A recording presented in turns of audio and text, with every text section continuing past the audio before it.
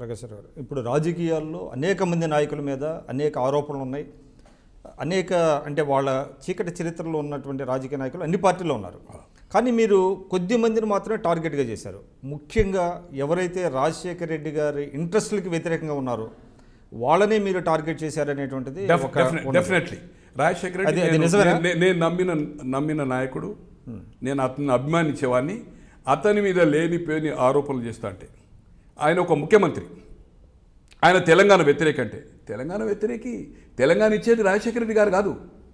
ఇక్కడ హైదరాబాద్లో ఏదైతుందో నేను ప్రతిసారి ఆర్టికల్ 3 గురించి చెప్పేవాడిని. అసెంబ్లీ పార్లమెంట్లో బిల్లు పెట్టకపోతే అంటే పార్లమెంట్లో బిల్లు పెట్టడానికి అవకాశం లేదు. ఏ బిల్ అయినా కాన్స్టిట్యూషన్ అమెండ్మెంట్ ఏదైనా కానీ కేంద్ర ప్రభుత్వం డైరెక్ట్గా చేయొచ్చు.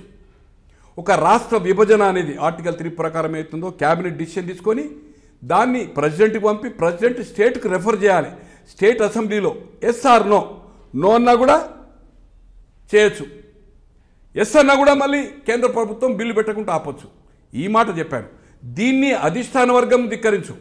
నీకు నిజంగానే రాజశేఖర రెడ్డి అడ్డుపడుతుండనేదంటూ మీరు ఇక్కడ ఎంపీలు సోనియా గాంధీతో పోరాడండి, రాహుల్ గాంధీతో పోరాడండి.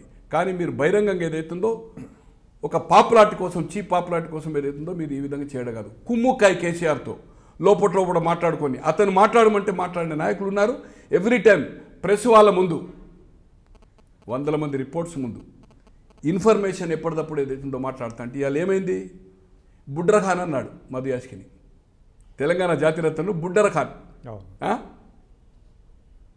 సో ఆయన సర్టిఫికెట్నే సమర్థించాడు. కేటీఆర్ కానీ కేసీఆర్ కానీ అక్రమ పేపర్లు చేసి ఆయన మీద ఆరోపణలు చేస్తున్నది. ఇమ్మీడియట్గా నేను ఓపెన్ లెటర్ కేసీఆర్కి రాసి, నీ కొడుకు బిడ్డను ఈ పేపర్లు నేను తయారు చేయగలుగుతానా,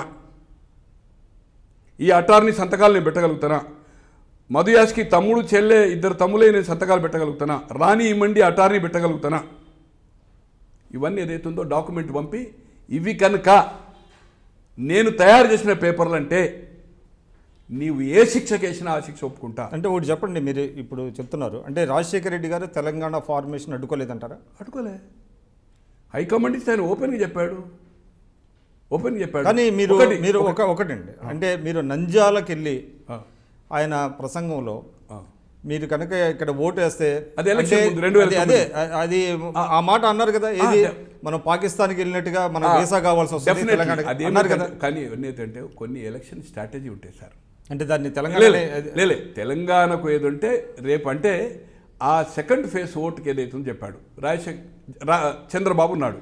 మొన్న ఏం చెప్పాడండి మున్సిపల్ కార్పొరేషన్ ఎలక్షన్లో? లోకేష్ ఏం చెప్పాడండి? నేను ఇస్తే తెలంగాణ వచ్చిందన్నాడు.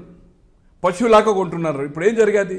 ఇప్పుడు ఏం జరుగుతున్నది అక్కడ? దాన్ని మనం ఏంటంటే ఒక తప్పును ఇంకో తప్పుతో తప్పు కాదు అనేది స్ట్రాటజీ ఎలక్షన్ స్ట్రాటజీ కోసం ఏదో చెప్పడం జరిగింది. కానీ తెలంగాణ దురుద్దేశం లేదండి, రాజశేఖర రెడ్డి చేతిలో లేదు. It is high command.